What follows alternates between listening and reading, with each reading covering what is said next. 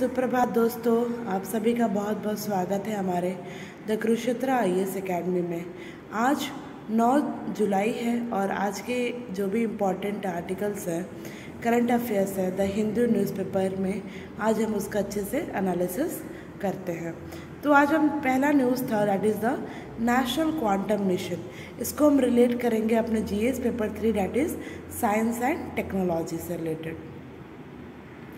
तो ये क्या है, क्या न्यूज़ में बना हुआ है कि the custom department's decision on who can and cannot import the diamonds is taking some of the luster of the National Quantum Mission, a 6,000 crore initiative which may help the India to take the lead in the emerging field of the quantum technology. अभी recently कुछ दिनों में 2-3 दिन पहले हमने discuss किया था कि भारत का एक बहुत बड़ा इनिशिएटिव है that is the ICET, that is the initiative of the critical and emerging technology. तो सेम एज लाइक दैट जो नेशनल क्वांटम मिशन है, ये भी भारत का बहुत एक बड़ा मिशन है हमारे नेशन को टेक्नोलॉजी में बढ़ावा देने के लिए। तो हमारे प्रीलिम्स पॉइंट ऑफ व्यू से क्या इंपॉर्टेंट है कि हमें पहले ये पता होना चाहिए कि NQM that is the national quantum mission होता क्या है, कौन से मिनिस्ट्री के अंडर में आता है और इससे क्या क्या हमारे टेक्नोलॉजी में बेनिफिट होने वाला है।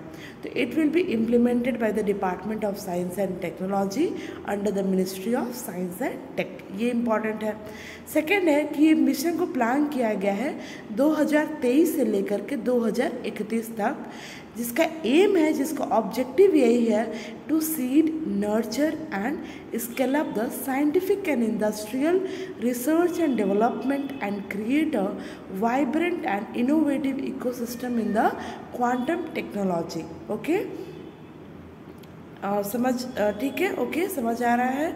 और दूसरा इसका थर्ड इम्पॉर्टेंट टॉपिक है that is the with the launch of this mission India will be the 7th country.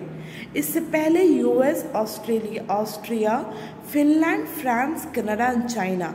इसके बाद भारत 7वां ऐसा देश बन जाएगा जिसके पास ये डेडिकेटेड ये मिशन होगा that is for the quantum mission. Okay, क्या क्या इसके फीचर्स हैं नेशनल क्वांटम मिशन के? It will target the developing intermediate scale quantum computer. ये हमें सुपर कंप्यूटर डिज़ाइन करने में हेल्प करेगा। ये वर्क कैसे करेगा? जैसे हम सबको पता है, जो भी आजकल के जो भी डिजिटल इक्विपमेंट्स है उनका जो बेसिक फंडामेंटल यूनिट्स होता है वो क्या होता है? 1 and 0, जिसको हम बिट्स बोलते हैं। सेम लाइकवाइज क्वांटम जो भी कंप्यूटर होता है उनमें क्यूबिट्स होते हैं, उसको हम क्वांटम बिट्स भी बोलते हैं। अभी ये कुछ 2 से या 3 साल पहले आई थिंक 2022 और 2021 प्रीलिम्स का ये क्वेश्चन था that is based on the quantum bits are the units of the process of the quantum super computers. Okay, ये जो मिशन है ये हेल्प करेगा to develop the magnetometer with high sensitivity for the precision timing, example atomic clock वगैरह। सारे जो भी high advance जो टेक्नोलॉजी पे जो बेस्ड जो भी इक्विपमेंट्स हैं, इंस्ट्रूमेंट्स हैं, उनमें डिज़ाइन करने को, उनको डेवलप करने में क्वांटम मिशन का बहुत बड़ा रोल होने वाला है। ओके, और बाकी अगर उसके इसी क्वांटम मिशन के अंडर में जो बाकी 4 थीमेटिक जो हब हैं, जिसको हम T हब भी बोलते हैं, would be set up in the top academic and national research and development institute on the domain of the quantum technology. वो क्या क्या है? पहला है क्वांटम कंप्यूटेशन, दूसरा है क्वांटम कम्युनिकेशन, तीसरा है क्वांटम सेंसिंग एंड मेट्रोलॉजी, चौथा है क्वांटम मटेरियल एंड डिवाइसेस। अब सेकेंड जो न्यूज़ है that is the production link incentive. इसको हम रिलेट करेंगे economics say that is the GS paper 3। ये PLI स्कीम आप सभी ने सुना ही होगा। अभी बहुत ज़्यादा ही न्यूज़ में बना हुआ है जब से ये गवर्नमेंट का जो इनिशिएटिव्स हैं to boost our manufacturing sector of India. तो उनमें ये सारे इनिशिएटिव को लाया गया है ताकि हम ज़्यादा से ज़्यादा मैन्युफैक्चरिंग जो इंडस्ट्रीज़ हैं, जो भी सेक्टर्स हैं, उनको हम बूस्टअप करें। तो centre has reopen the application window for the production link incentive scheme for the white good के लिए। अब वाइट गुड्स क्या होता है? वाइट गुड्स जैसे हमारा AC, that is the air conditioner appliances हो गया, LEDs वगैरह हो गए, ये सारे आते हैं आपके वाइट गुड्स में। ये जुलाई 15 से लेकर के अक्टूबर 12 तक ये विंडो ओपन होगा, जिसमें industries appetite to invest more in the scheme, जिसमें इंडस्ट्रीज़ या फिर कोई ऐसा ऑर्गेनाइजेशन जो आप इसमें इन्वेस्टमेंट कर सकता है। ओके और हमें क्या याद रखना है प्रीलिम्स से के पॉइंट ऑफ व्यू से? प्रोडक्शन PLI इंसेंटिव्स होता क्या है, इसको कब इनिशिएट किया गया था? तो PLI scheme commonly abbreviated as a production link incentive scheme. ये इनिशिएटिव है जिसको भारत सरकार ने स्टार्ट किया था।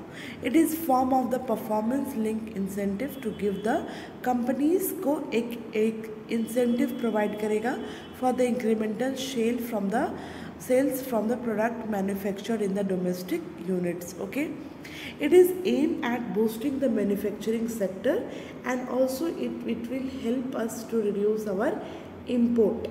अगर हमारा import कम होगा, हमारे खुद के कंट्री में अगर मैन्युफैक्चरिंग ज़्यादा से ज़्यादा होगा तो हम बहुत सारी चीज़ों को क्या कर सकते हैं, कम कर सकते हैं। जैसे गवर्नमेंट का फिजिकल डेफिसिट वगैरह सब हम इस चीज़ को रिड्यूस कर सकते हैं। देन हमारे कंट्री में एम्प्लॉयमेंट का जनरेशन होगा अगर इंडस्ट्रीज़, अगर मैन्युफैक्चरिंग सेक्टर्स ज़्यादा से ज़्यादा बूस्टअप होगा तो। ओके, सेकेंड क्या है, इस स्कीम्स के अंडर में have the potential of significantly boosting the production, employment as well as, बहुत इंपॉर्टेंट है हमारे कंट्री के इकोनॉमिक ग्रोथ के लिए जो आने वाला 5 सालों में। 2021 में गवर्नमेंट इसको अनाउंस किया था with how much rupees, that is 1.97 lakh crore. अगर इसको US डॉलर में देखें तो इट इज़ 28 बिलियन, जो कि scheme that is for the 30 की सेक्टर्स। भारत के और भी जितने 13 की सेक्टर्स हैं, जैसे ऑटोमोबाइल्स हो गया, फार्मास्यूटिकल्स हो गए, और भी जितने सेक्टर्स हैं उनमें इतने रुपए खर्च करके इनको अनाउंस किया गया था 2021 में। बाकी सारे जो सेक्टर्स अभी हमने बताया आपको, जैसे ऑटोमोबाइल हो गया, एविएशन हो गया, केमिकल्स हो गया, इलेक्ट्रॉनिक हो गया, फूड प्रोसेसिंग हो गया, रिन्यूएबल एनर्जी हो गया, मेडिकल डिवाइसेस हो गए, telecom, textile and white goods. Okay, तीसरा न्यूज़ है लियांग करमपुआंग केव। इसको हम आर्ट एंड कल्चर से रिलेट करेंगे, जो कि हमारे GS पेपर 1 के सिलेबस में है। तो ये जो पेंटिंग है इसको क्रिएट किया गया था 51,200 साल पहले, was discovered in the limestone cave of the Liang Karampuang in the Maros Pangkep region of the Indonesian island. अब जब इंडोनेशियन आइलैंड जब अभी न्यूज़ में है तो हमें इंडोनेशियन आइलैंड से रिलेटेड बाकी सारी चीज़ें, उससे क्या क्या इम्पॉर्टेंट है वो सब हमें पढ़ना चाहिए मैप के अकॉर्डिंग। ओके, तो अगर हम प्रीलिम्स पॉइंट ऑफ व्यू से देखें तो ये आर्ट एंड कल्चर से रिलेटेड है, तो ये चीज़ें हमें पता होना चाहिए कि ये जो केव है ये एक लाइमस्टोन केव है जो कहाँ लोकेटेड है, इंडोनेशिया के आइलैंड ऑफ सुलावेसी में। तो आप सबका ये होमवर्क भी होगा कि आप सबको आज जा करके मैप के अकॉर्डिंग इंडोनेशिया आइलैंड के बारे में और भी बाकी डिटेल में इलाबरेट वे में पढ़ना चाहिए आप सभी को। ओके, की फाइंडिंग क्या है इसमें? The scene of the human interacting with the pig. इसका जो पेंटिंग है उसमें ये दर्शाया गया है कि एक कोई मनुष्य pig से इंटरैक्ट हो रहा है, which is painted on a cave, wall is found in the cave. The scene dominated by a representation of a pig that is standing upright along with 3 smaller human-like figure is painted in a single shade of dark red pigment. Okay, one figure seems to be holding an object near the pig's throat. Another is directly above the pig head in an upside down position with legs are splayed out. The third figure is larger and grander in appearance than the others one, and it is holding an unidentified object and is possibly wearing an elaborate headdress. The painting predict the cave painting of Europe, which is at El Castillo in the Spain, जिसका dated before about 40,800 years ago. The researcher interpreted the painting as a narrative scene, which they said would make it the oldest known evidence of storytelling in art. The earliest Sulawesi rock art is not a simple, it is a quite advanced, and so the mental capacity of people at those time, those eras. Okay. Thank you so much for the today's class. If you have any doubt, any queries, please contact us on this number, and also you can follow us on Instagram and Facebook, and also you can mail us on this mail ID.